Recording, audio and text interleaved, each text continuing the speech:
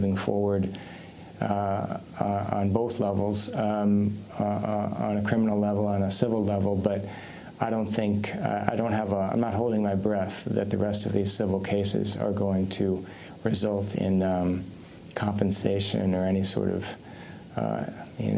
satisfaction anytime soon. I think that the Zeitouns have put it behind them, and I think that telling their story created, I think, a sense of peace and closure, if you will, and also the fact that they helped create the Zeitoun Foundation, which has been able to give grants to a number of nonprofits all over New Orleans that, like themselves, they're helping rebuild the city, and I think that that gives them some sense of wholeness too. And so, but the civil suit, I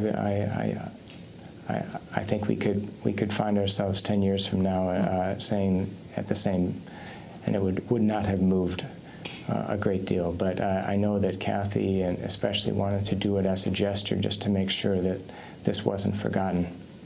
Dave Eggers, you certainly will ensure that this story is not only not forgotten, but is learned about, is read all over the world, both with Zeitoun and also with Voice of Witness. I'm wondering, as we conclude, we'll lose the satellite in a minute, how you fit the story of Zeitoun, of the Zeitouns, into all your Voice of Witness series.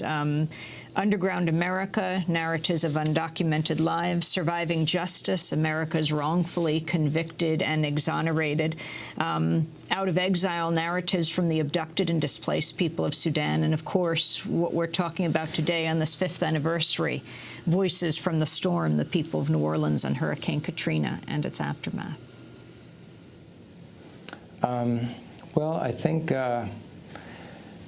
I just believe in the right of people, and I think the need for people to be able to be heard. I think that what we found with Voice of Witness is, again and again, when you give the opportunity to people to tell their story from beginning to end, we ask them, where were you born? What were you like as a child? Who were your friends? What was your family like? What was your home life like? We go all the way from birth to where they are now. And I think that when you give people control over their story a bit, and you give them a sense of ownership over their story, and that we're not going to publish it until you've approved of every word and make sure that it's completely accurate and that we fact-checked it independently, I think that again and again you find people that have been victimized and who have, suffered a good deal, when finally they can get their story on paper, on the record, completely right. I think that there's an incredible sense of relief that comes to them. That's what our narrators tell us again and again. It's like finally this burden that they've felt for so long, this story that they've carried around, is finally out there, and maybe those who are responsible for this might be less likely to do it again, or the system that's responsible might be closer to being corrected or addressed because that they spoke up. Dave Eggers, author of Zeitoun. It just won the American Book Award. He's also founder of the independent publishing house and literary journal McSweeney's. The book's being adapted into an animated movie directed by Jonathan Demme next year. On Monday, we'll continue in New Orleans to mark the 5th anniversary of Hurricane Katrina. Democracy Now! Is produced by Mike Berkshire, for the producer, Armante Angela Camas, Steve Martinez, Nicole Salazar, Hani Massoud, and Robbie Karen. And a very fond farewell today to Samantha Chambly. For 5 years, she's brightened up Democracy Now! With her warmth, her dedication, her compassion, intelligence. Sam, we wish you the very best as you move on to film school. I can't wait to watch your first films and say, play it again, Sam.